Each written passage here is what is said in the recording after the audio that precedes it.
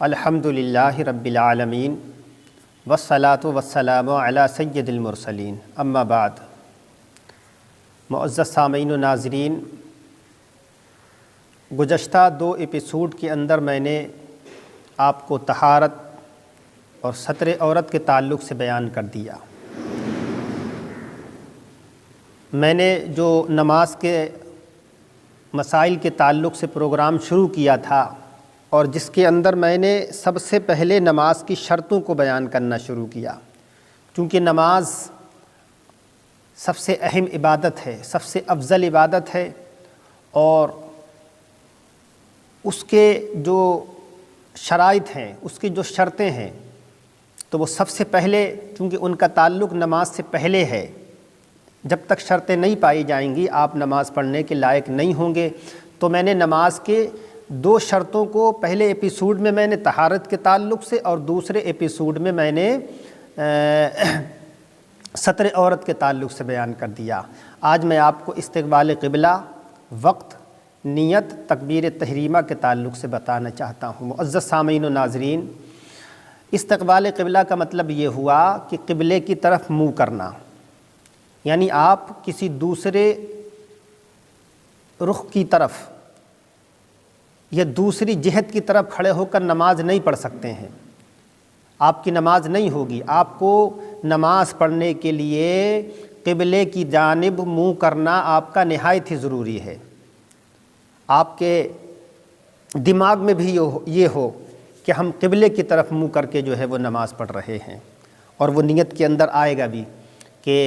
نیت اگر آپ جب کریں گے تو اس کے اندر آپ کو یہ کہنا بھی پڑے گا کہ منہ میرا کعبہ شریف کی طرف۔ بہرحال تو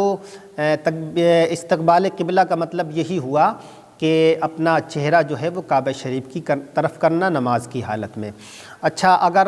اتفاق ایک مسئلہ ہے بیان کر دوں کہ اگر آپ کہیں ایسی جگہ پر ہیں جہاں کوئی بھی جہت بتانے والا نہیں ہے، کوئی بھی قبلے کو بتانے والا نہیں ہے، مثلا وہاں کوئی انسان ہی نہیں ہے، اور نہ وہاں کوئی مسجدیں ہیں، نہ اذانیں ہیں، اور نہ وہاں اس وقت جو ہے چاند اور سورج دکھائی دے رہے ہیں، نہ تارے دکھائی دے رہے ہیں، ایسی حالت میں اگر آپ نماز پڑھنا چاہتے ہیں تو پھر کیسے نماز پڑھیں گے؟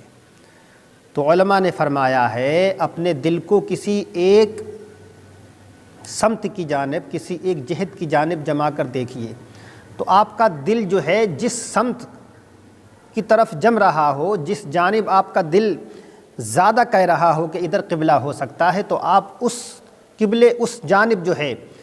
آپ کھڑے ہو کر نماز پڑھ لیں گے، انشاءاللہ العزیز آپ کی نماز ہو جائے گی۔ تو یہ استقبال قبلہ کا مطلب یہ ہوا کہ آپ کا چہرہ نماز کی حالت میں قبلے کی طرف ہونا چاہیے۔ اگر اس کے علاوہ جان بوجھ کر آپ نے کسی دوسری طرف منہ کر کر نماز پڑھی، پھر آپ کی نماز نہیں ہوگی۔ اچھا، چوتھی شرط وقت۔ وقت کا مطلب یہ ہوا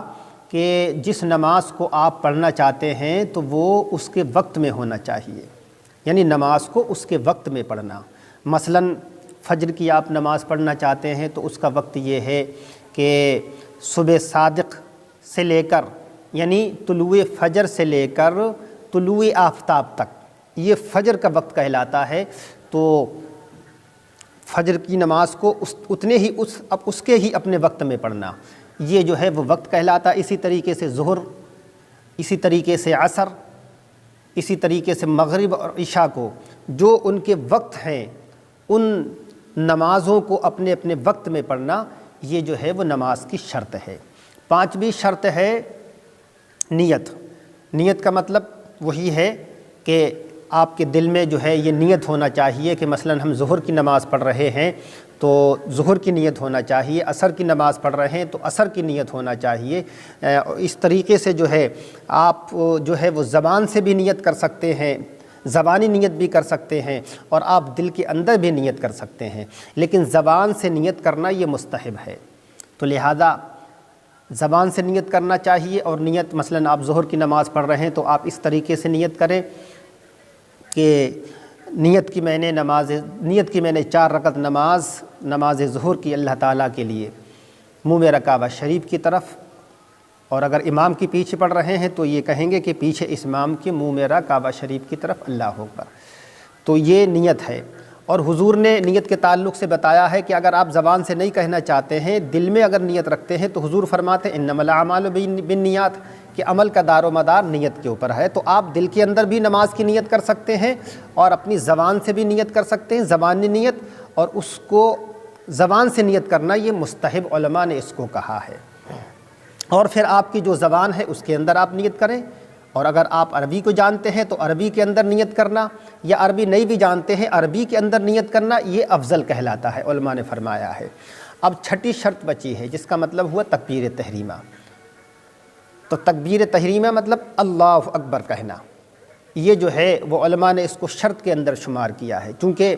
جب تکبیر کہتے ہیں پھر اس کے بعد ہی نماز شروع ہوتی ہے، اسی لیے علماء نے اس کو جو ہے وہ شرائط نماز کے اندر شمار کیا ہے۔ تو تکبیر تحریمہ کا مطلب یہ ہوا کہ اللہ اکبر کہنا، اللہ اکبر کہہ کر نماز شروع کرنا۔ مثلا آپ نے ظہر کی نماز پڑھی اور پڑھنا چاہتے ہیں تو آپ نے جو ہے وہ نیت کی، اور نیت کرنے کے بعد میں پھر اللہ اکبر کہہ کے آپ نے جو ہے ہاتھ باندھ لیے، اب آپ جو ہے نماز کے اندر داخل ہو گئے۔ تو یہ نماز کی چھٹی شرط تھی۔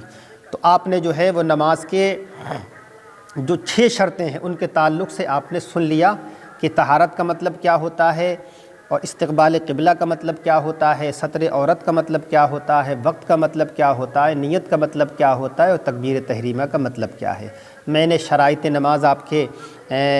بیان کر دیے 3 ایپیسوڈ کے اندر، پھر انشاءاللہ العزیز آنے والے ایپیسوڈ کے اندر میں نماز کے فرائض کے تعلق سے بیان کروں گا۔ اللہ تبارک و تعالیٰ کی بارگاہ میں دعا ہے مولا ہمیں نماز کے مسائل سیکھنے